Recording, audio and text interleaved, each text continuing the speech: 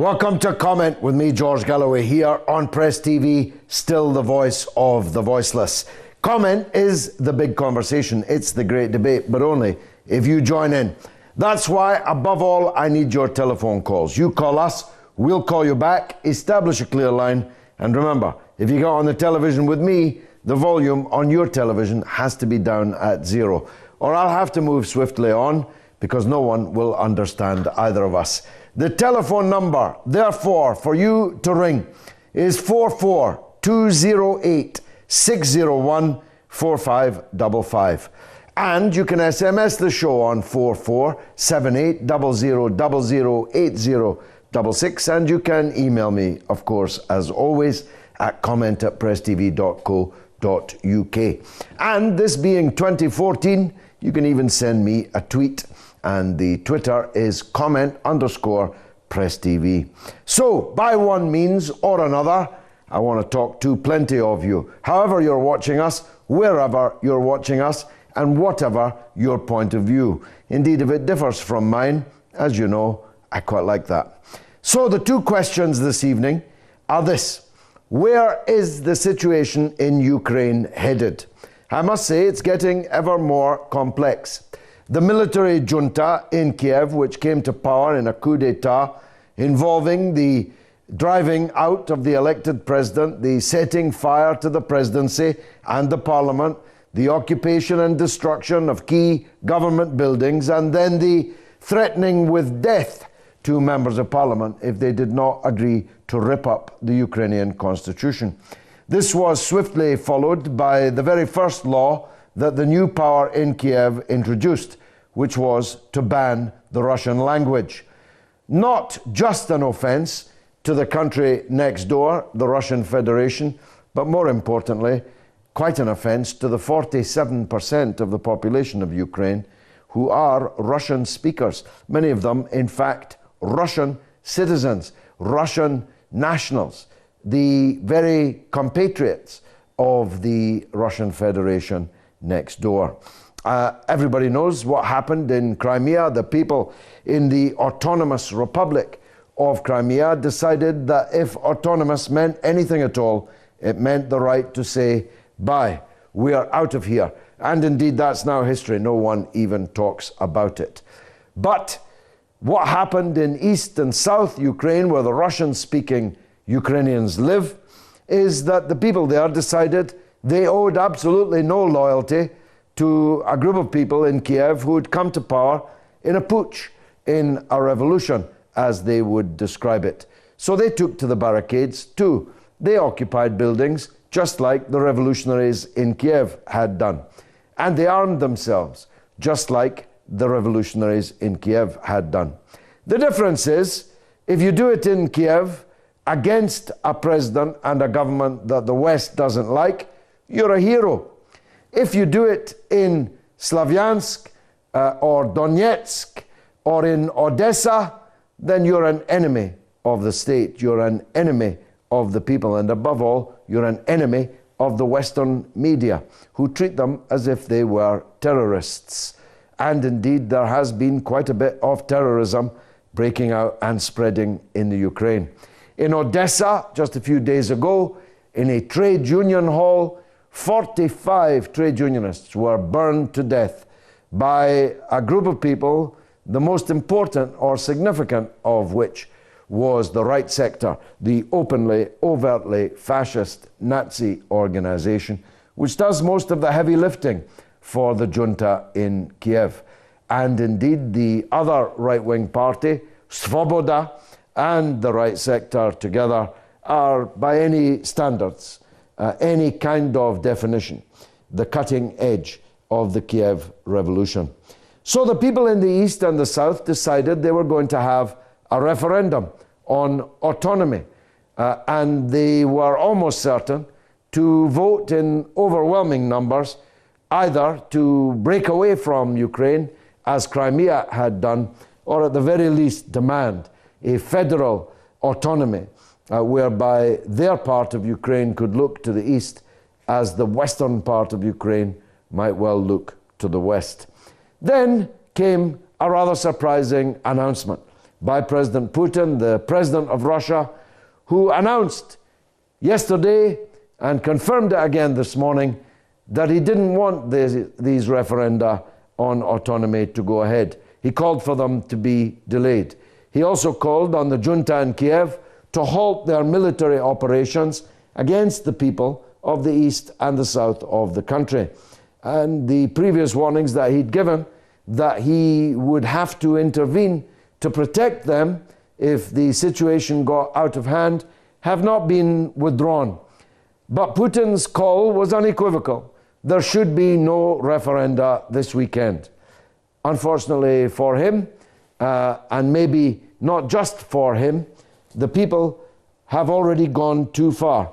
And the Ukrainians who are organizing the referendum have announced this afternoon that it's going ahead whether President Putin likes it or not. So, a complex situation, but a simple question.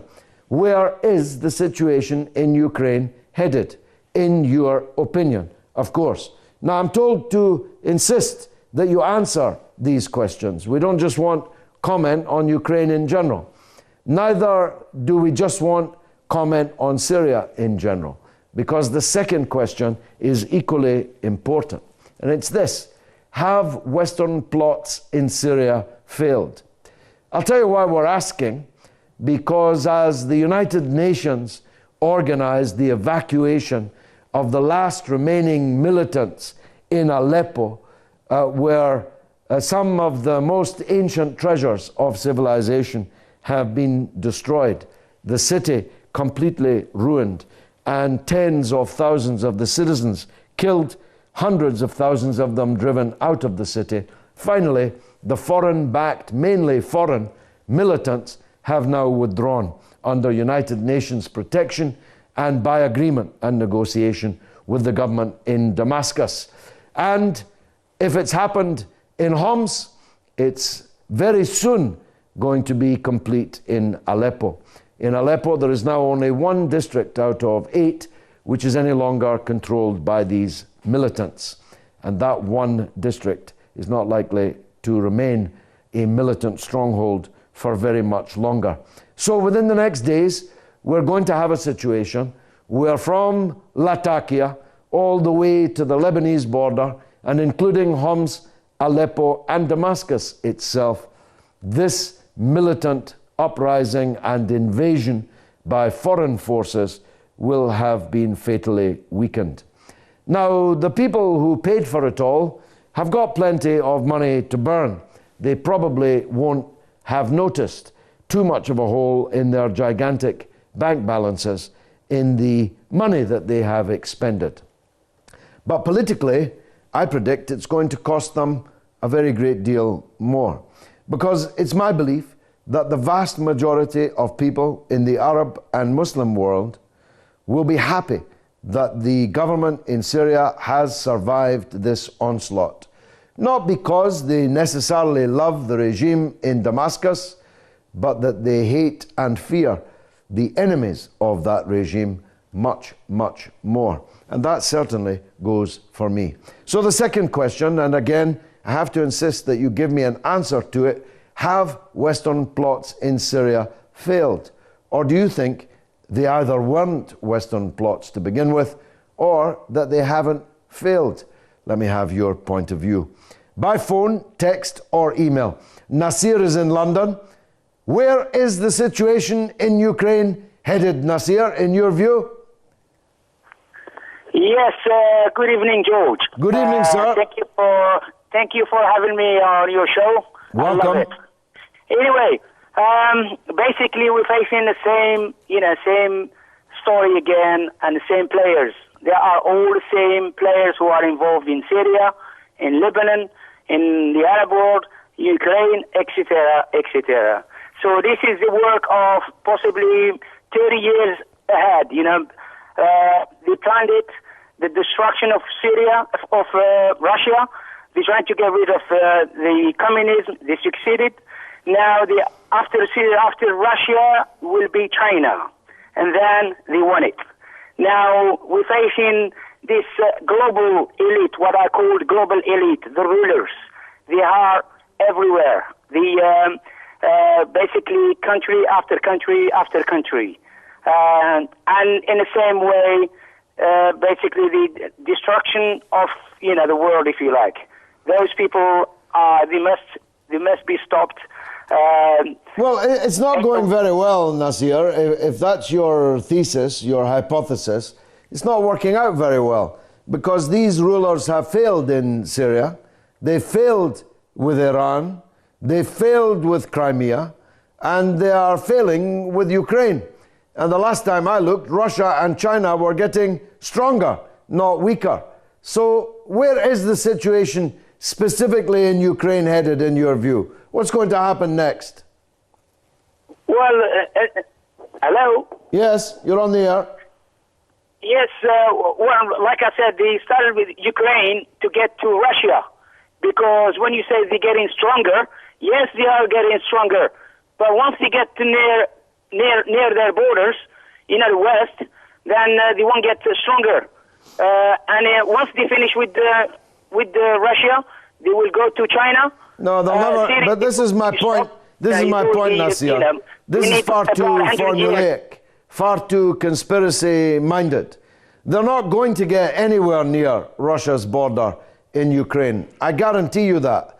They're never going to be finished with Russia, and they wouldn't dare touch China. Stop painting them as if they were supermen. They're not James Bonds. They're Austin Powers. Let's go to Baz in Los Angeles. Always worth talking to. Baz, where do you think the situation in Ukraine is headed now? Unfortunately, George, looking at Ukraine the way it is today, it's starting to look a lot more like one of these Central American states in the 1980s, even though it's 10,000 miles away. So basically you have a couple sides, one supported by the United States, which is ready and willing to take up arms and shed as much blood as it can. The motivations for that, of course, are the almighty dollar, as they always are. I liked your idea. I heard the program a week ago or a couple weeks ago to federalize Ukraine. Of course, that would be the best option. But as far as the United States government is concerned, and United States weapons manufacturers, oil companies, and agricultural companies are concerned, that would be unacceptable. And especially for the people in the State Department who helped, organize this little coup that we had in Kiev. Because, as you well know, George, our public officials, as a reward for doing their service to the Fortune 500 companies, get nice little cushy jobs once they leave Washington, and they're dependent on those jobs, and the millions they get. So I don't think that, with the vested stakes that are in Ukraine now, that the United States is just going to give up. And, well, it's interesting you say that, and I'd like to press you, because I respect you. I'd like to press you for some guidance on this. I was listening on the BBC earlier this evening to the current American ambassador in Kiev, and he was, of course, the successor to Victoria Nuland, who is now at the State Department, who revealed that the United States has spent $5 billion on what she called the promotion of democracy in Ukraine. Of course, the paradox doesn't seem to have occurred that the United States money was spent actually on overthrowing democracy, subverting democracy. But as I listened to the American ambassador waxing lyrical, metaphorically wagging his finger, making demands, issuing démarches, requiring this, insisting upon that, I found myself shouting at the radio, what does Ukraine actually have to do with you? What business of it, of the United States, thousands and thousands of miles away, what business is it of yours?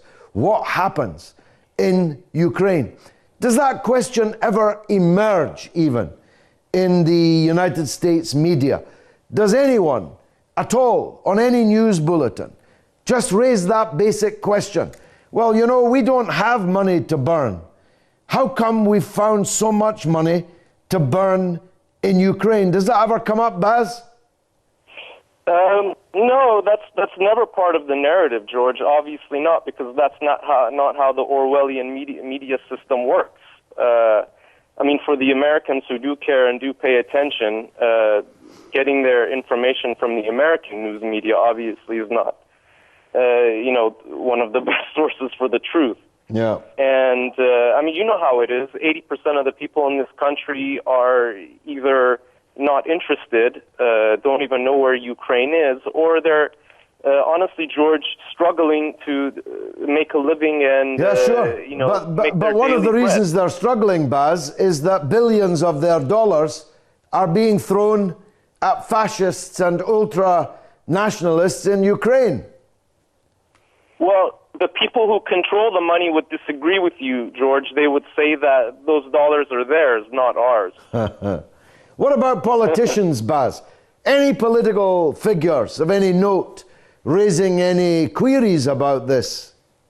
Only Ron Paul, from what I have seen in the media. But, you know, George, before last year, before our country was about to bomb Syria, just, very few days before and after the fact that British Parliament rejected the idea in your country, I sent a letter to my congressman, my supposed representative to the federal government, telling him the facts of the case, and he replied with a very kind of typical sociopathic, sycophantic reply, saying that they're thinking about, this poor Syrian people who have been victimized by Bashar Assad. And, it's just typical of, the kind of attitude here in the United States government. You and I need to get together and see if we can't forge some kind of third way out there in the United States. Baz, in Los Angeles, a pleasure, as always, to talk to you. Now, Abbas is in Parzabad in Iran on the subject of Syria. Abbas, welcome to the show. Can you hear me? I can hear myself, so that means the volume on your TV isn't down at 0. Hello, George. Yes, hello, Abbas. Go ahead. I'm so happy to see you again and to talk to you again. The honor is mine. Please go ahead. Speak up. First of all, I'm going to ask you a question about Iran. I just want to know your personal idea about Iran. Well, I'll be happy to give you my personal ideas about Iran anytime, but not right now, Abbas, because the question before you is, have Western plots in Syria failed? Follow me on Twitter or Facebook, or send me an email, and I'll be happy to tell you my views on Iran. But do you have a point you'd like to make on the Syrian imbroglio, on the Syrian war? Do you have a... No, I'm going to have to press on. Abbas and others, if you get on the television with me, the volume on your television has to be at 0. Or, as I've just done, I have to move on. Des is in London. Let me ask him the same question. Have Western plots in Syria failed? Des, welcome. Hello, George. Thank you. Welcome. Go ahead. I believe they have, to a point, failed. I think in Syria, they've succeeded in just about destroying the whole of the country, the infrastructure, the towns, the small towns and the cities. I mean, just look at Homs, the mess they've left it in, and also Aleppo, which they still hold a part of. In Ukraine, it's a different kettle of fish. You talked earlier to the chap in America, and you asked what are the politicians saying, and you also asked what right of America to be in Ukraine. Well, the fact is, we are no longer nation states run by politicians and governments. It's corporations who are running the show now, and it's the corporations and the bankers the big banks who stand to make money and make capital out of the destruction of Ukraine and Syria. They're going to do to Ukraine what they've already done to Greece and what they've done to Spain. They're going to rip it apart. They've given it a huge loan, I believe, in the past couple of days from the IMF, and that will have to be paid back in kind. They're going to have to slash pensions, benefits, food prices are going to rocket, gas prices will rocket. The Ukrainian people just will not know what has hit them. So in a way, yes, they have won, but it's not all over yet, because there is resistance. And I don't know if they expected this resistance, which is happening in the East. Well, it's very interesting, Des. I agree with a lot of what you said, but perhaps not the state of mind that lay behind it, and I'll tell you what I mean on that in a minute. But first of all, it wasn't a huge loan. It was $1 billion. The Ukraine has debts of $14 billion. So that $1 billion is first a mere drop in the ocean just on this year's level of indebtedness, and is much less, of course, than President Putin already offered and was in the process of giving to Ukraine before the coup d'etat, the crisis followed by the coup d'etat, and the situation we have now. Secondly, I'm not sure where they're going to get their price from, Des. It's true that they have already cut the value of pensions, benefits, and so on. They'll definitely, you're right, they will impoverish the people of Ukraine. But Western Ukraine actually doesn't produce anything. It doesn't have any oil. It doesn't have any gas. It doesn't have any industry. Kiev's a very beautiful city, so maybe a bit of tourism, but that's it. As you know, because you're a smart man, all the productive capacity in Ukraine is in the east and in the south. And that's the part that is resisting and will continue to resist and will not allow itself to become the cash cow for a pro-Western west of Ukraine. I'll tell you where I part company with you. And I hear people say it a lot, that governments don't run countries, corporations do. I don't accept that at all. Certainly the politicians are in the pockets of the corporations. That's true. But they could equally be forced, and if they can't be forced, we need to change the politicians, to tell the corporations where to get off. After all, it's not the corporations that are running Russia. It's President Putin, the elected president, who's running Russia, and actually the oligarchs are one by one ending up behind bars. It's not the corporations that are running Iran. It's not the corporations that are running Venezuela. It's the elected politicians who are. And I'll tell you why I'm dwelling on the point, Des. Because I've often heard it said that, well, what could President Obama do? He's not really in power. It's really the corporations. No, he could have, should have, ought to have, could still yet, if he had any sense, assert the democratic power and the mandate that the people of the United States have given to him. And that's a demand we must make of all our political leaders. We mustn't allow them the cop-out of saying, actually, they don't really run things. It's really the corporations. Des, you're a smart man. Thanks for the call. I appreciate it. I have to go now for just 3 minutes, I think, for a short news bulletin. By the grace of God, I'll be back right after that. The questions that we're asking tonight are what lies ahead for Ukraine this weekend, this perilous pass that we have reached in the Ukraine. And have the Western plots against Syria finally failed? Or is there more, much more blood still to be shed there? So, don't go away.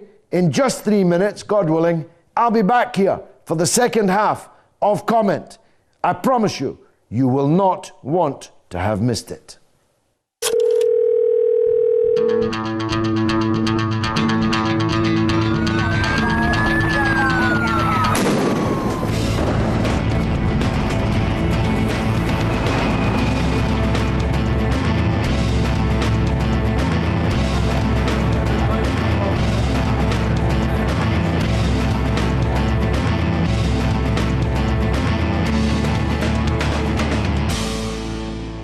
Welcome back to Comment with me, George Galloway, here on Press TV. Still the voice of the voiceless. Now, out of the mouths of babes, you'll recall several star-studded, spectacular contributions from our next caller.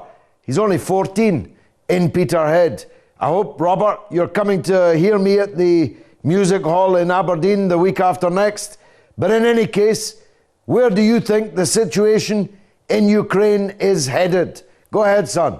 Well, I personally believe that, like yourself, that what's going on in East Ukraine right now is the population not wanting to be associated with the far-right Nazis that asked the leader of the Chechen insurgency that murdered children in a Beslan school in North Ossetia to set up shop in Ukraine and drive the Russian people out of eastern Ukraine, and who have just captured Mariupol a few hours ago, and also to escape persecution by the new government, if you can call it that.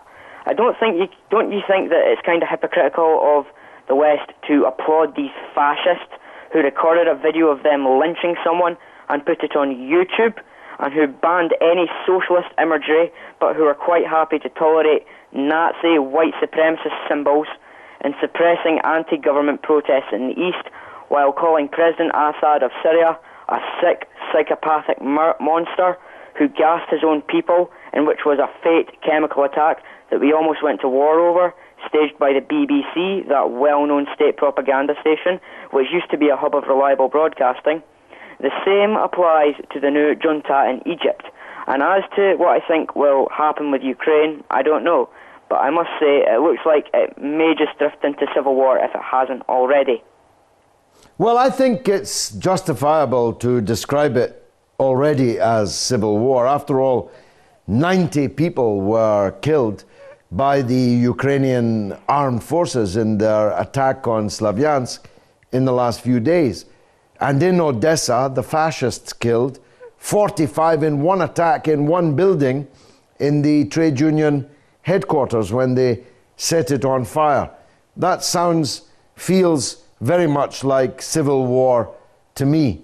And of course, the hammer of the armed forces and the anvil of the fascist irregulars is now being deployed in town after town, area after area in east and southern Ukraine. But Robert, they cannot succeed because the vast majority of the population are against them. And unless they go for a scorched earth policy of murdering hundreds of thousands of people who oppose them in the east and south of Ukraine, they're never actually going to rule it. And if they did seek to solve their problem by truly mass murder and all-out war, then Russia would have no alternative at all but to enter that conflict. Which makes you wonder if this has all not been designed as some kind of trap. Perhaps these Western leaders who are busily telling us how Russia must keep its nose out of Ukrainian affairs have actually so contrived a situation as to try and lure Russia into it. It's going to be a very complex situation, and we must pray that it doesn't end in World War III. Robert, 14 years old, in Peterhead, thank you very much indeed for the call. Let's go to the Netherlands, talk to Sonde. Have Western plots in Syria failed, Sonde? Yes, go ahead. Now you have to have your volume down at 0. Thank you very much, Mr. Galloway, for having me. Go ahead, sir. Go on. Concerning the situation in Ukraine and Syria, both are almost the same, but the only thing I would like to say is to advise those people that are responsible for the problem in Crimea and the problem that is taking place in Syria. These are not problems that just happen. It's happening because people are responsible. It's not natural. It is human beings that are causing these problems to happen. And this is endangering not only the people of Ukraine or the people of Syria, it's endangering the entire world because human being has been misguided we think we are wise, but I think mankind is not wise.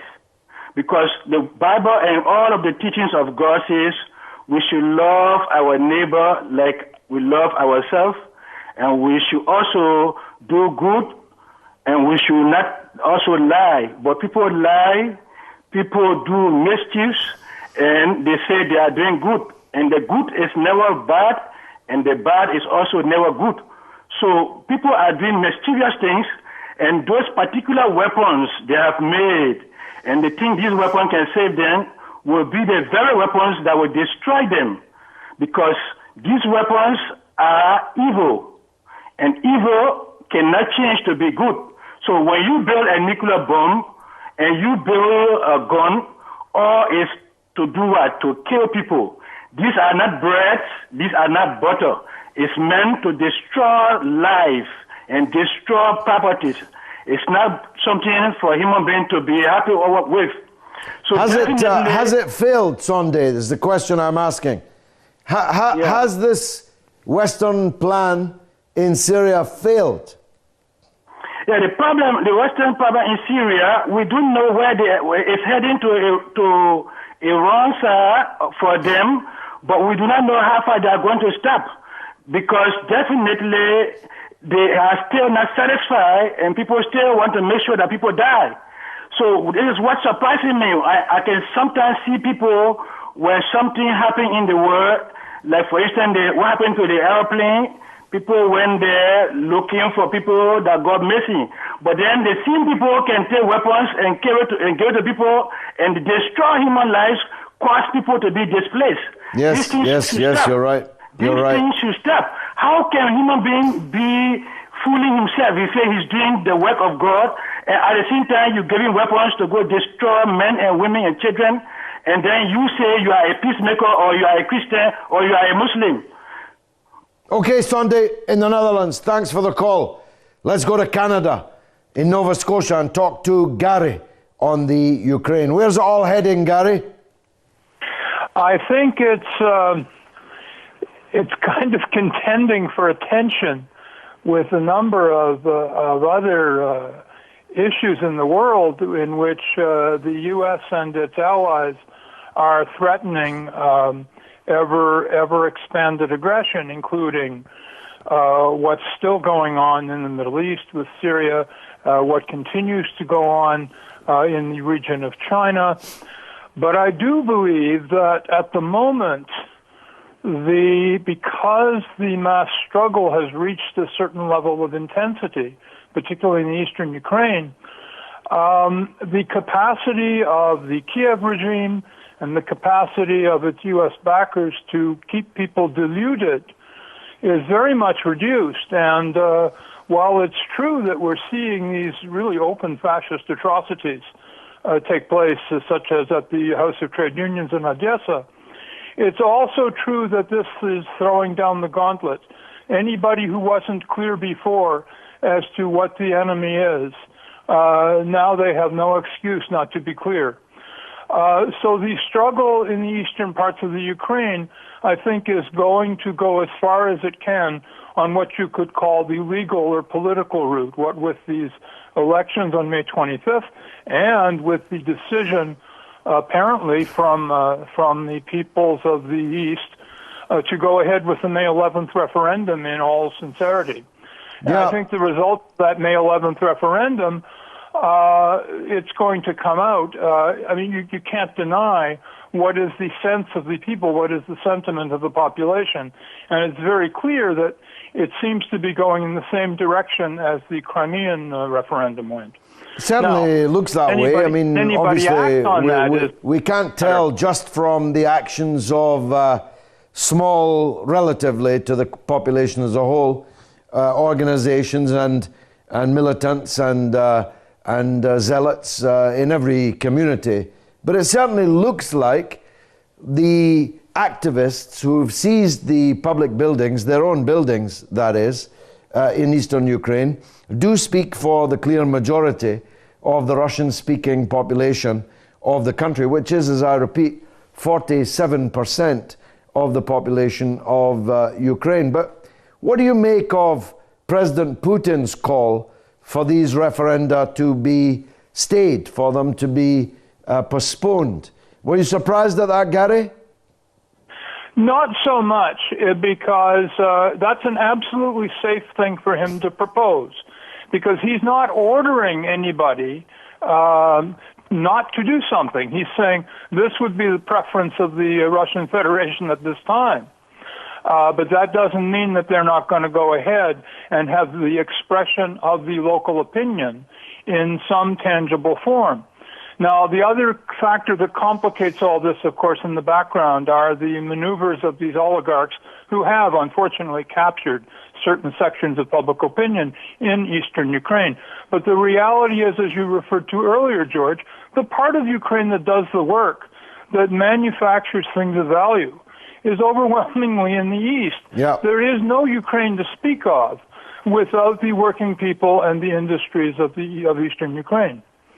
Absolutely right. Gary, in Canada, as always, words of wisdom. Thanks for calling. Ntikala is in South Africa and wants to talk about Ukraine. First of all, how's your own elections going, brother? Ntikala is in South Africa and wants to talk about Ukraine. First of all, how's your own elections going, brother? Yeah, the election is very, things were good. I think you are following the situation in South Africa. Yes. We don't need to stress about that. Okay. Tell me what you think about Ukraine. As you can see that South Africa is going forward. 20 years after the independence, we can say that South Africa is going forward. But I'm from Congo. Go on. Yes, I wanted to say like this. I'm from Congo. I wanted to compare the situation in Ukraine and what is going on in Congo. Sorry, maybe you can feel like I want to change your subject, but it's not like that. What I want to say is this one. You can see that Mr. Putin or the USA, they are trying, they are the democratic countries, but they don't know how to show to the people like us from Africa how to go forward in democratic process. I don't know. Today, you are talking about almost 90 people dead in Ukraine, in a certain town in Ukraine. But do you know how many people passed away in Congo last week?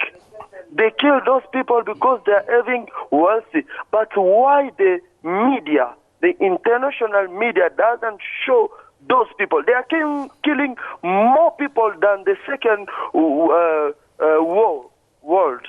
They are killing people every day. We want to see those things passing on TV. It's like all the world, they don't know what is happening outside. 90 people we are talking about. But many people, the million, ladies, those are pregnant, they are opening their womb, they are taking children out, they are eating people. But these things, like in Congo, people are not used to violence. Those things are coming from overseas. Today we can see Mr. Ban Ki-moon next to the president of South Sudan. Those things, they are not good. I think we can benefit, all of us, or we can take the wealthy in Africa, bring it in Europe, wherever they want. They can bring also their expertise, their knowledge, but the problem is we don't need any more war. Like well, look, I think you've made a very powerful case for a debate about African matters here on Comment, and I'm sure that will have been heard by those responsible for setting the agenda for this program.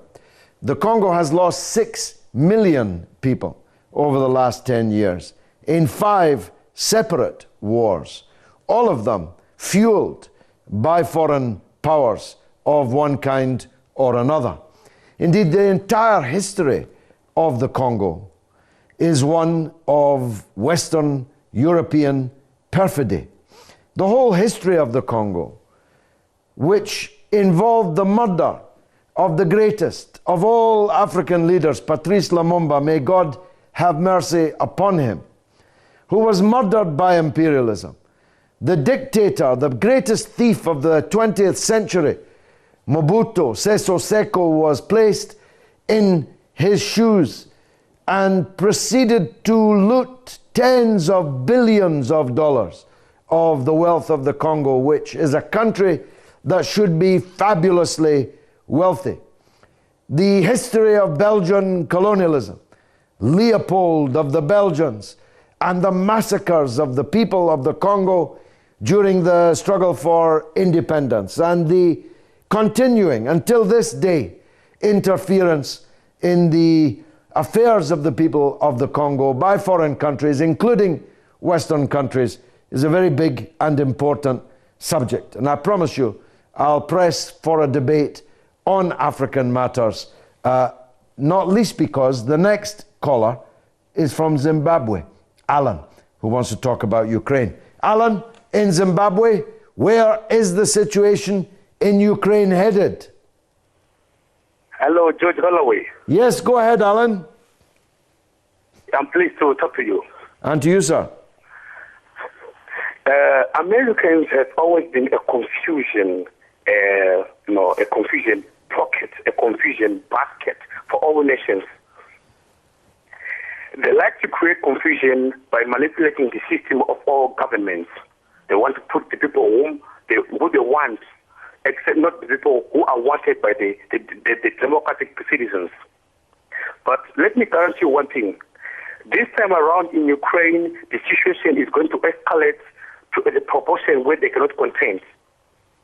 No matter they fund this bogus pseudo-Ukrainian new government, interim minister, these fake people, these puppets, they are not going to stop the voice of the Eastern Ukrainians, because right now the Eastern Ukrainians are in charge of the economy.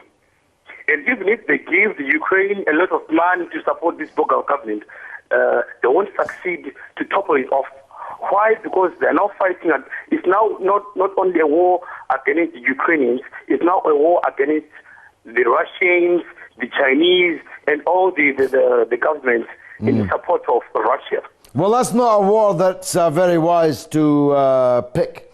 We're talking today, I think yesterday was VE Day, Victory in Europe Day. In Russia, today, it's Victory Day, when they recall the triumph against Hitler fascism, and in which the Russian people and the people of the former Soviet Union sacrificed so much. And Russia is far more powerful today than it was when it defeated Hitler. And China is far more powerful than Russia.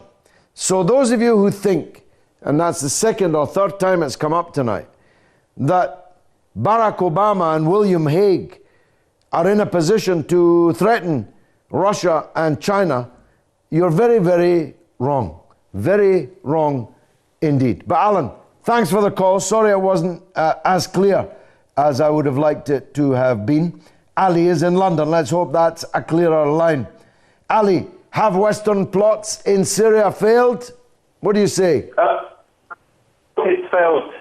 Mr. George Galloway, it's an absolute pleasure to speak to you. Thank you, sir. I've been following you for many years, and I've been to some of your demonstrations, and I've listened to your videos, and I've seen you when you come to my country, the Lebanon. Thank you, sir.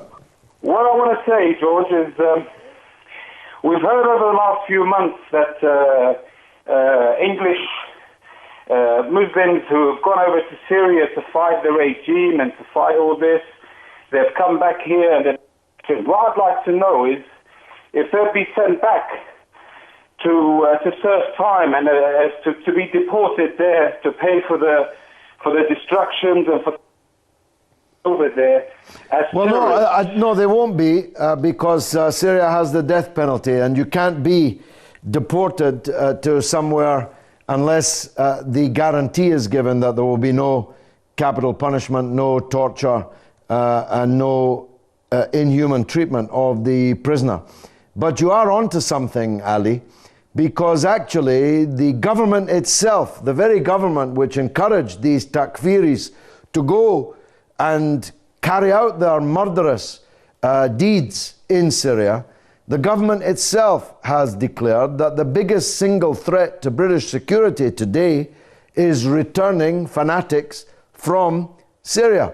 And we can't talk about live cases, of course, but practically every day someone is either being arrested at a British airport returning from Syria or are already on trial for terrorist offences in connection to the Syrian plots. And every country, almost in the world, has takfiris who've been to Syria and who are now, that the Western plots have failed, on their way back to their original countries. And European countries are definitely not accepted. In fact, many European countries have larger number of terrorists returning to them than we in Britain have returning to us. And even the United States, Canada, Australia have all got fanatics who are returning. And Saudi Arabia has the biggest number of all. And wouldn't that be an irony of ironies? Ali, thanks for the call and your kind words. Last call, Martin in Zambia on Ukraine. Martin, welcome to the show. Be quick, sir. Evening, George. Good evening, sir. Yes, I'm here to talk about the issue of the Ukraine unrest. Yes.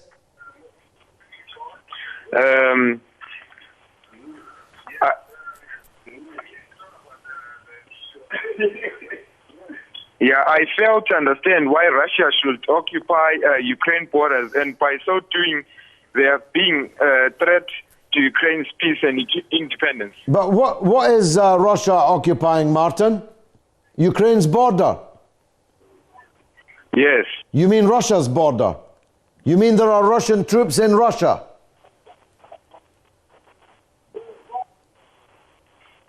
Yeah, and then it's...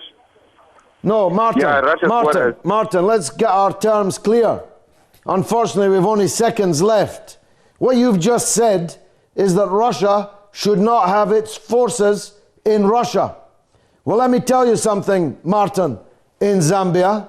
Nobody in the world will tell Russia where it should put its Russian troops in Russia, any more than they'll tell the Iranian government where they should deploy Iran's military in Iran, or the Zambian government in Zambia. No country in the world will be told by foreigners that they can't have their own soldiers in their own territory, on their own borders.